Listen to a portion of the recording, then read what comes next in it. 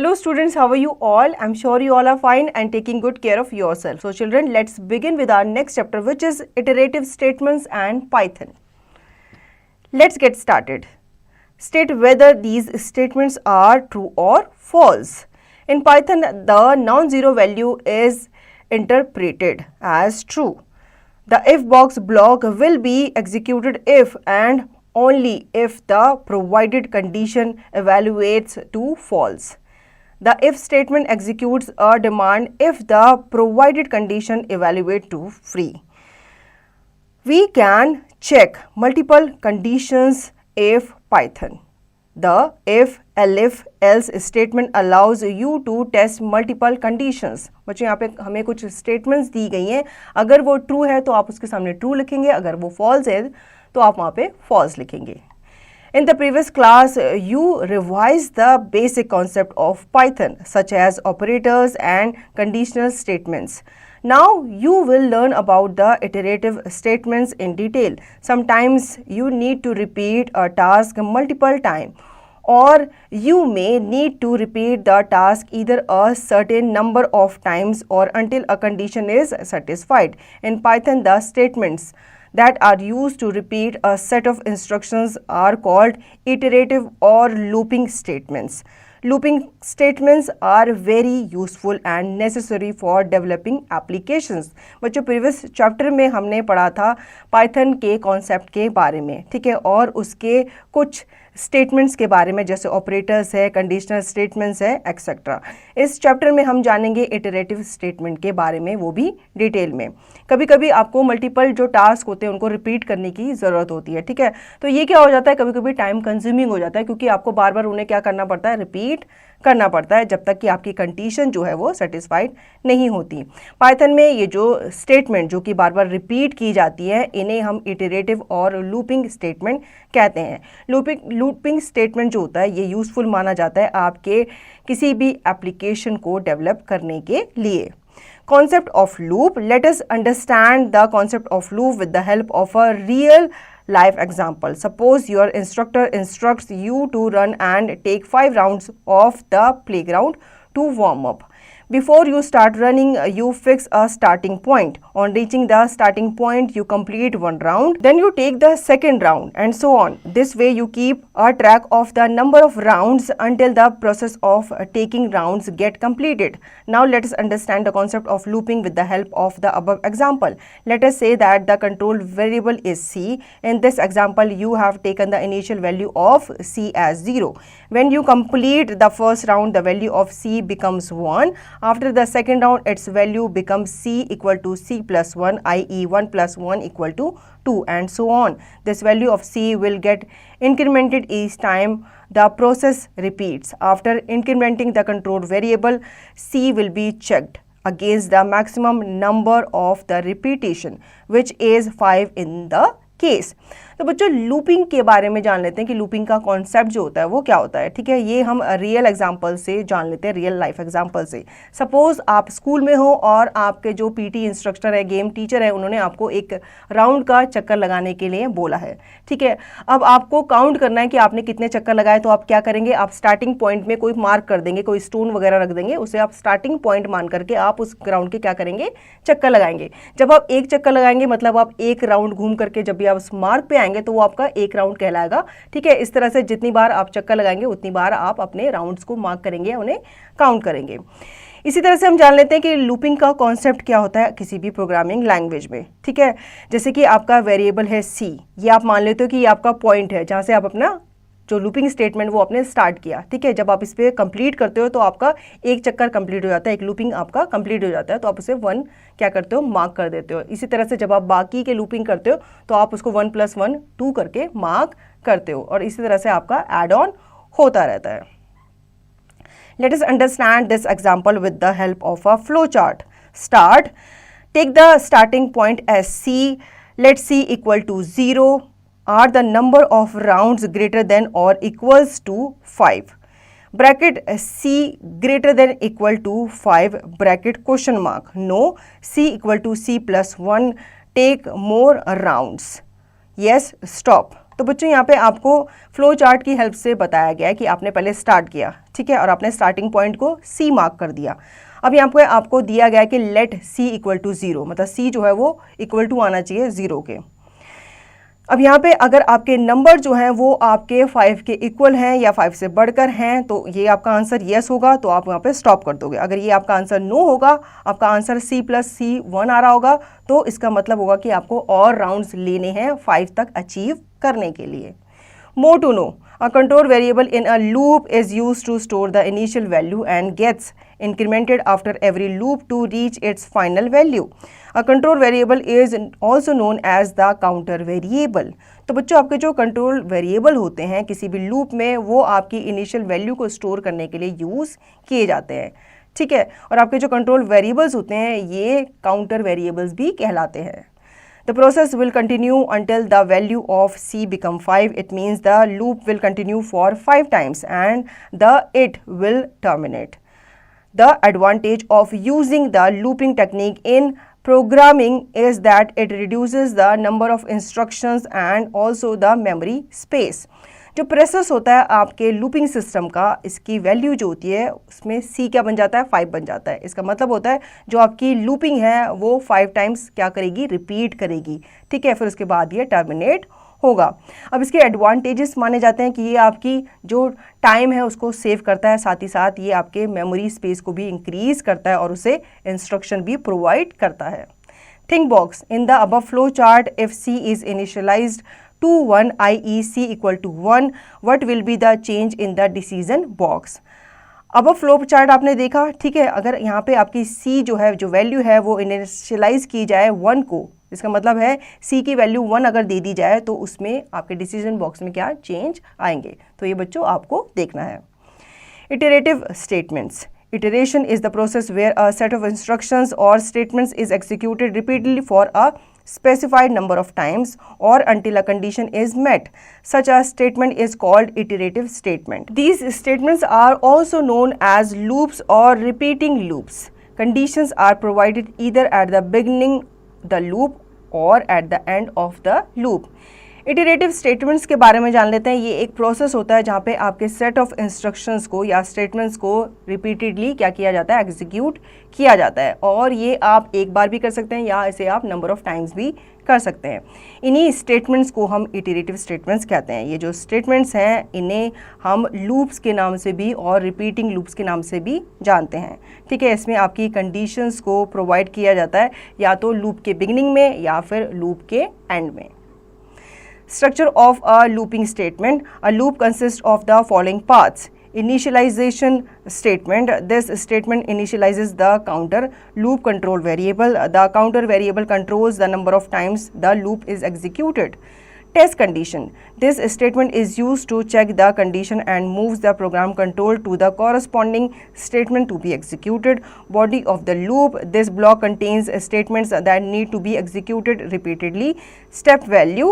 This statement is used to change the value of the counter variable. By default, the counter variable increments by 1. The value can be increased or decreased as required. Every loop works with the help of a variable known as the control variable. The initial value is assigned to the control variable at the beginning of the loop. Then the final value of the control variable is specified, and finally the step value of the control variable is defined, i.e. it is either incremented or decremented by the given value at each step to reach the final value.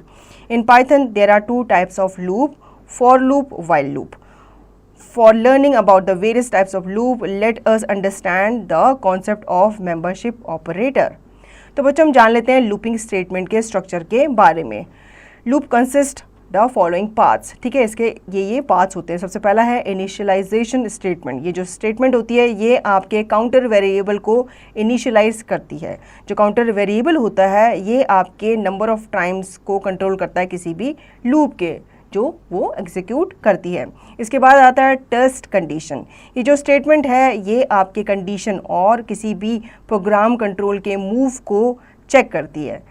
इसके बाद आता है body of the loop.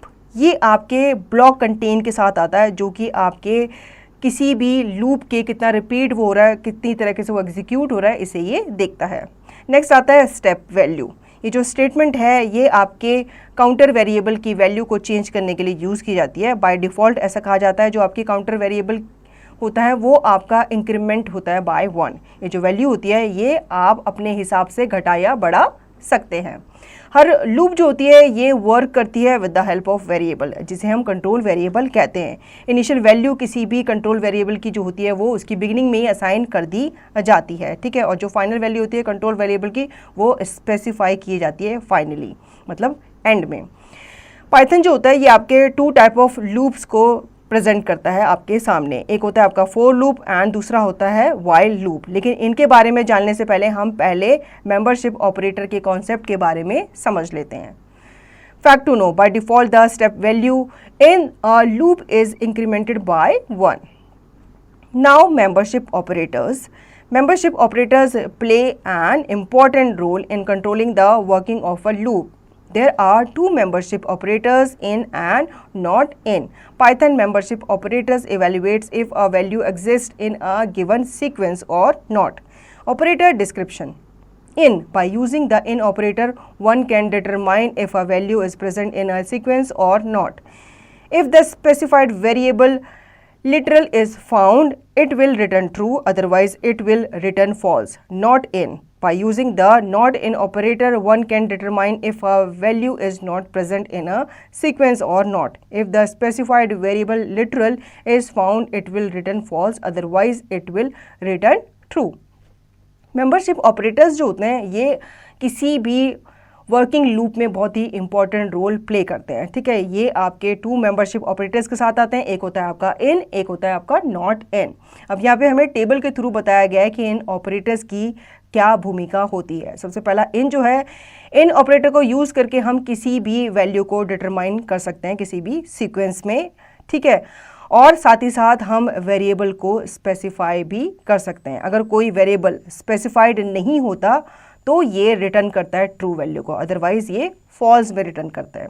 Not in जो होता है, इस operator को use करके हम किसी भी वैल्यू को डिटरमाइन कर सकते हैं जो कि प्रेजेंट नहीं होती किसी भी सीक्वेंस में, ठीक है। अगर ये स्पेसिफाइड नहीं होती तो ये आपको फॉल्स में आपका जो रिजल्ट है उसे रिटर्न करती है, अदरवाइज ये ट्रू में रिजल्ट रिटर्न आपको देती है।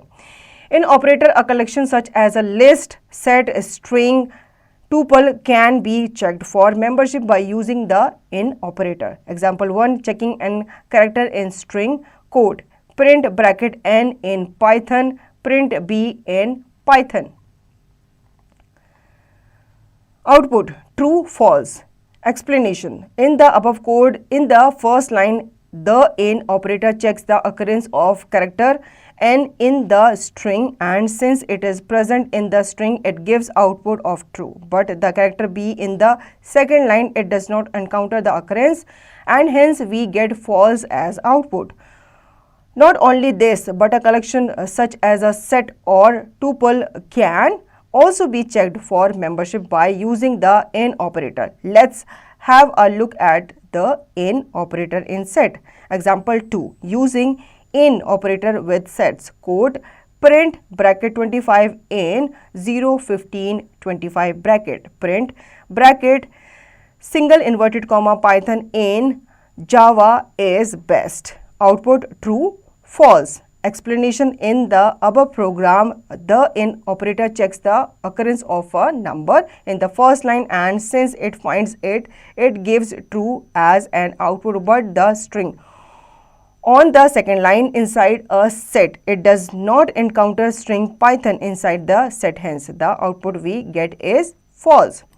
अब बच्चों हम जान लेते हैं इन्हें इनके एग्जाम्पल के साथ। ऑपरेटर्स में जो आपके कलेक्शन होते हैं किसी भी लिस्ट का या सेट का या स्ट्रिंग का या फिर टूपल का, ये मेंबरशिप के द्वारा ही चेक किया जाता है, ठीक है। साथ ही साथ यहाँ पे आपको एग्जांपल दिए गए हैं कि अगर आपको किसी भी कैरेक्टर को चेक करना है किसी स्ट्रिंग में तो यहाँ पे आपको कोड दिया गया है, इस कोड को आप यूज़ करके इसे चेक कर सकते हैं। फिर इसका आउटपुट ट्रू या फॉल्स में निकलता है। अब यहाँ पे एक्सप्लेनेशन समझ लेते हैं। अब कोड जो है इसमें आपकी फर्स्ट लाइन जो है ऑपरेटर में वो एन कैरेक्टर के साथ आपको दिख रही होगी स्ट्रिंग में, ठीक है, जबकि ये प्रेजेंट होती है इन द स्ट्रिंग और ये आपको आउटपुट देती है एज ट्रू। बट आपका जो कैरेक्टर है बी ये आपके सेकेंड लाइन में है और ये अगर किसी अकरेंस को एनकाउंटर करता है या नहीं करता तो ये आपको फॉल्स में आउटपुट देता है। सिर्फ यही नहीं, आपके कलेक्शन ऑफ जो आपके सेट होते हैं या टुपल होते हैं, ये भी आपके मेंबरशिप के लिए चेक किए जाते हैं ऑपरेटर्स में ही। ठीक है, एग्जाम्पल 2 आपको यहाँ पे समझाया गया है। अगर आप इन ऑपरेटर को यूज़ करते हो सेट्स के साथ, ठीक है, तो यहाँ पे आप कोड इस तरह से देते हैं, फिर उसका आउटपुट जो है वो ट्रू और फॉल्स में निकलता है। अब प्रोग्राम में आपने देखा जो आपका इन ऑपरेटर है वो आपके नंबर ऑफ अकरेंस को चेक करता है फर्स्ट लाइन में, और ये आपको फाइंड आउट करता है ट्रू एज एन आउटपुट। अगर आपकी स्ट्रिंग जो है सेकेंड लाइन में किसी भी सेट के इनसाइड वो किसी भी स्ट्रिंग को एनकाउंटर नहीं करती पाइथन के इनसाइड, तो ये आपको फॉल्स में आउटपुट देती है। Not in operator. The not in operator in Python checks whether an object is not in a collection. Let's take a look at the same example that we took for the in operator, but by using the not in operator. Example 1, checking if a character is present inside a string or not, using the not in operator. Code: print bracket inverted comma z not in hello bracket, print bracket inverted comma s not in school. Output true, false. Explanation: in the above code, the not in operator checks the occurrence of character z in the string, and since it is not present in the string, it gives output as true, but in the second line it encounters s in the string, therefore it gives output as false.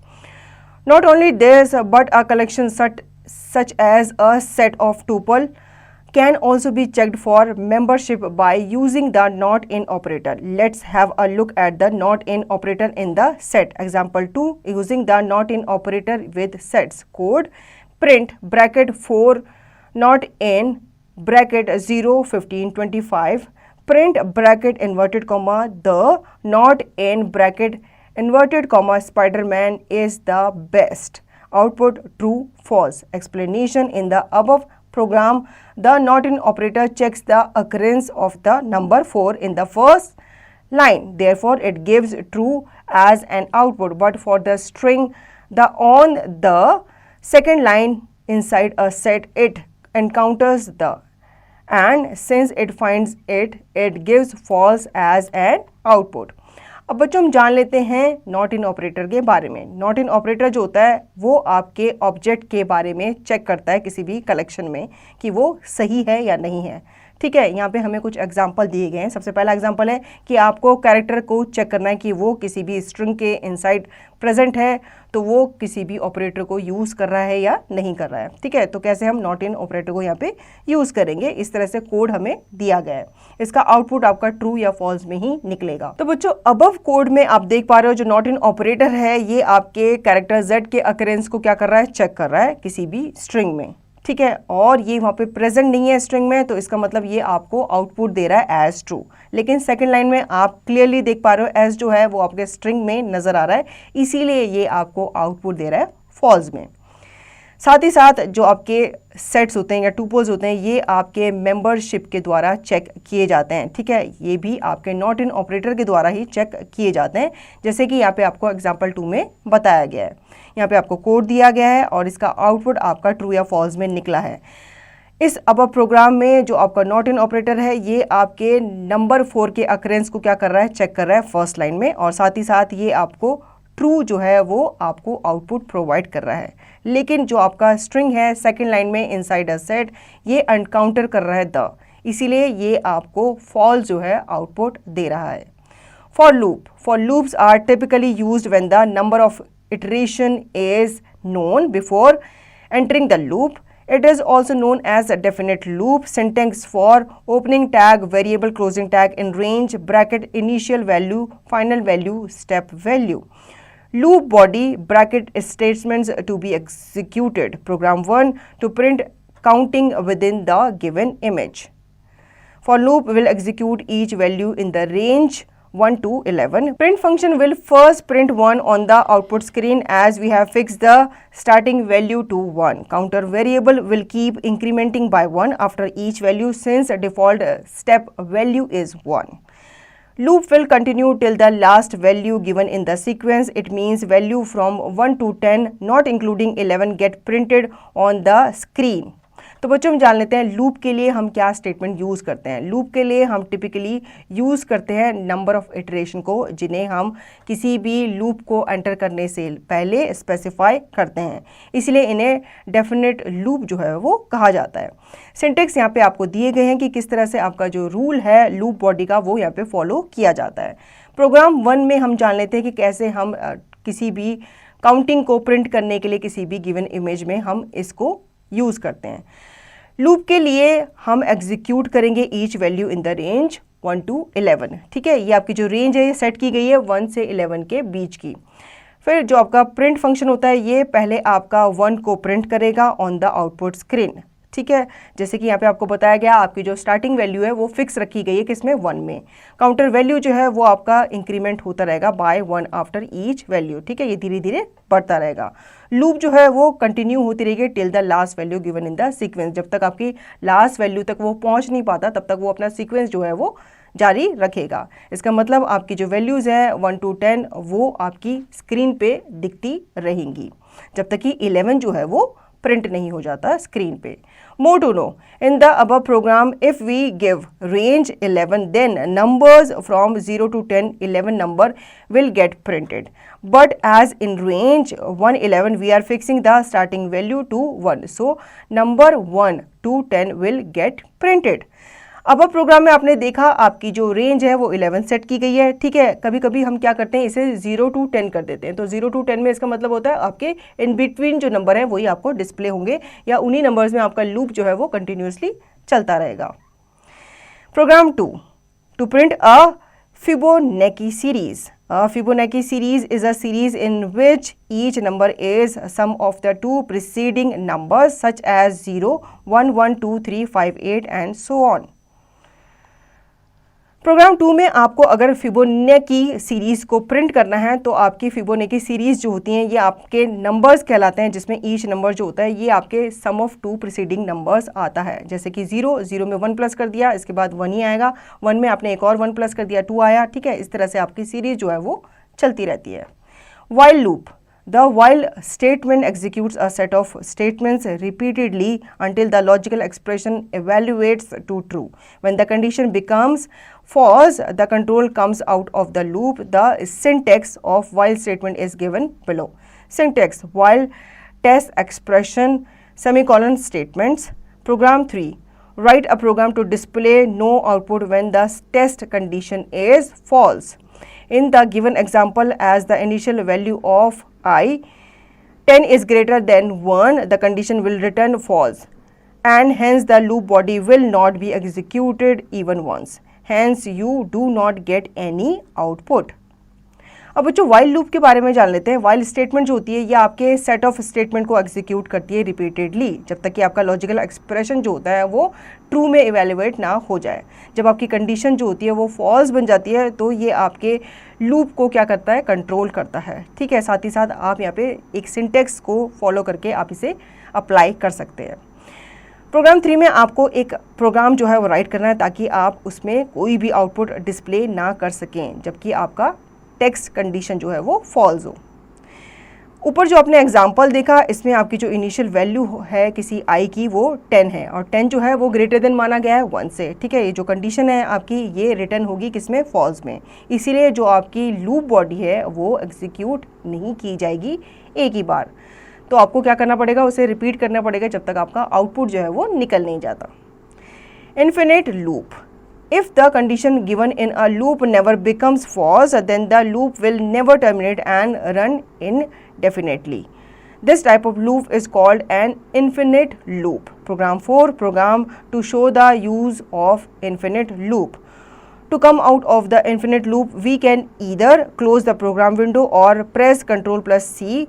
This will break the running of the program. In fact, at any time during the execution of a program in Python, you can press the key combination Ctrl+C to stop running the program. बच्चों हम जान लेते हैं infinite loop के बारे में। जब आपकी कंडीशन जो होती है किसी भी गिवन लूप में आपके फॉल्स के साथ वो नहीं आती तो आपका जो लूप है वो कभी भी टर्मिनेट नहीं होता और वो रन करता रहता है। ठीक है, इसी टाइप के लूप को हम क्या बोलते हैं, इन्फिनिट लूप कहते हैं। यहाँ पे आपको प्रोग्राम के थ्रू समझाया गया है। इसमें जब आपका इन्फिनिट लूप के साथ आता है तो आप उस प्रोग्राम को क्या कर देते हैं, क्लोज कर देते हैं, या फिर आप Ctrl+C भी प्रेस करके इसे क्या कर सकते हैं, अपने प्रोग्राम के जो रनिंग है उसे ब्रेक कर सकते हैं। इनफैक्ट आप किसी भी टाइम इसके एग्जीक्यूशन को स्टॉप कर सकते हैं। सिंपली आपको क्या करना है, Ctrl+C को प्लस करना है ताकि आपका जो रनिंग प्रोग्राम है वो स्टॉप हो सके। Loop ... else. A for loop or while loop can have an optional else block as well. The else part is executed if the loop terminates normally, i.e. if all the values in the sequence get used in a standard way without the loop being forcefully terminated. Both the loops, i.e. for and while loop, can use the else part. However, it is not mandatory to have an else block with the loop block. It is just a secure way to check that the loop has terminated normally. तो बच्चों loop else के बारे में हम जान लेते हैं। ठीक है, लूप के लिए या फिर जब हम लूप को परफॉर्म कर रहे होते हैं तो हमें कुछ ऑप्शनल एल्स ब्लॉक की ज़रूरत होती है। ये जो एल्स पार्ट होता है ये आपके लूप को एग्जीक्यूट करता है और उसे टर्मिनेट भी करता है नॉर्मली। ठीक है, अगर आपकी वैल्यू जो होती हैं वो किसी भी सीक्वेंस में होती है और वो स्टैंडर्ड में यूज़ की जाती हैं without the loop being forcefully terminated. ठीक है, तो जो आपकी बोथ द लूप्स होती हैं फॉर एंड वाइल लूप, ये आप एल्स पार्ट में भी यूज़ कर सकते हैं। हालांकि जो आपका एल्स पार्ट है ये मैंडेटरी नहीं होता आपके हर एक ब्लॉक में विद द लूप ब्लॉक। ठीक है, ये एक सिक्योर तरीका होता है ताकि आपकी जो लूप है वो चेक की जा सके और उसे नॉर्मली टर्मिनेट किया जा सके। Think box, name a loop that runs endlessly. Program 5 to demonstrate the use of while loop with else statement. Loop control statements. Sometimes there is a situation when the control of the program needs to be transferred out of the loop body, even if all the values of the iterations of the loop have not been completed. For this purpose, loop control statements are used in Python. Python offers loop control statements, break, continue and pass which are used within the loop. तो बच्चों loop control statement क्या होता है, कभी कभी आपकी जो situation होती है वो आपके प्रोग्राम को कंट्रोल करनी काफ़ी ज़रूरी होती है जिसकी वजह से आपकी जो लूप बॉडी होती है वो ट्रांसफ़र की जाती है। ठीक है, इवन आपकी जो वैल्यूज़ होती हैं किसी इटरेशन की वो कभी कभी कंप्लीट नहीं होती। इस पर्पज़ के लिए आपका जो लूप कंट्रोल स्टेटमेंट है वो यूज़ किया जाता है पाइथन में, और पाइथन ऑफर करता है आपको लूप कंट्रोल स्टेटमेंट। इसमें आपके ब्रेक, कंटिन्यू, पास जो है वो आते हैं इसी के अंदर। Break statement, the break statement terminates the loop statement and transfer the execution to the statement immediately following the loop. The syntax of the break statement is shown below. Syntax, loop statement, break, program 6 to demonstrate the use of the break statement in a loop. Continue statement, when the program encounters the continue statement, it will skip all the statements present after the continue statement inside the loop and proceed with the next iteration. Syntax, loop statements continue the code to be skipped. Program 7, write a program to demonstrate the use of continue statement in a loop. अब बच्चों हम जान लेते हैं break statement के बारे में। Break statement जो होते हैं ये आपके लूप स्टेटमेंट को टर्मिनेट करने के लिए यूज़ किए जाते हैं, साथ ही साथ ये आपके एग्जीक्यूशन को ट्रांसफ़र करते हैं टू स्टेटमेंट इमीडिएटली, जो कि आपके लूप को फॉलो करता हुआ आ रहा होता है। और यहाँ पे आपका जो ब्रेक स्टेटमेंट का सिंटेक्स है वो आपको इस तरह से दिया गया है। कंटिन्यूस स्टेटमेंट जो होता है, जब आपका प्रोग्राम जो होता है वो कंटिन्यूस स्टेटमेंट को एनकाउंटर करता है तो ये आपके ऑल स्टेटमेंट को जो कि प्रेजेंट होते हैं किसी भी कंटिन्यूस स्टेटमेंट के बाद इन्हें ये स्किप करता जाता है। ठीक है, साथ ही साथ ये प्रोसीड होता है विद द नेक्स्ट इटरेशन। इसका सिंटेक्स यहाँ पे आपको दिया गया है। ठीक है, pass, the pass statement does nothing and is essentially a null statement. For example, it can be used in an if statement to skip the current iteration. It can also be used as a placeholder for future code. Program 8 to demonstrate the use of pass statement. Let us look at a few more examples to understand Python loops and make your concept clear. Program 9 to print a pattern using for loop. Program 10 to find the cube of the number given in the range. Program 11 to print the factorial of a number. Factorial of 6, semicolon 6 into 5 into 4 into 3 into 2 into 1 equal to 720। तो बच्चों हम पास statement के बारे में जान लेते हैं। पास statement जो होता है ये हालांकि कुछ नहीं होता है, ये एक नल स्टेटमेंट माना जाता है। ठीक है, फॉर एग्जांपल आपने कोई भी इफ़ स्टेटमेंट यूज़ किया ताकि आप करंट इटरेशन को स्किप कर सको, तो इसमें आप पास स्टेटमेंट को यूज़ कर सकते हो as a place holder for future code. अब यहाँ पे आपको प्रोग्राम के थ्रू समझाया गया है, डेमोन्स्ट्रेट किया गया है पास स्टेटमेंट के यूज़ को। ठीक है, प्रोग्राम 9 में आपको समझाया गया है कि कैसे आप प्रिंट करते हैं एक पैटर्न को यूजिंग फॉर लूप, और प्रोग्राम 10 में आपको बताया गया है कि कैसे आप क्यूब को फाइंड आउट करते हैं किसी भी नंबर के, ठीक है, जो कि आपको किसी रेंज में दिया गया होता है। प्रोग्राम 11 में आपको फैक्टोरियल नंबर को फाइंड आउट करने के लिए या प्रिंट करने के लिए आपको यहाँ पे एग्जाम्पल समझाया गया है। Program 12 to check whether the entered number is prime और नॉट। अब प्रोग्राम 12 में आपको समझाया गया है कि कैसे आप चेक करेंगे कि आपका एंटर किया गया नंबर जो है वो प्राइम है या नहीं। ठीक है, तो ये बच्चों आपको इस एग्जाम्पल के थ्रू समझ में आ जाएगा। तो बच्चों आई होप आपको ये चैप्टर अच्छे से समझ में आ गया होगा। अब इसका रिवीजन और दी गई एक्सरसाइज की प्रैक्टिस आप खुद से करेंगे।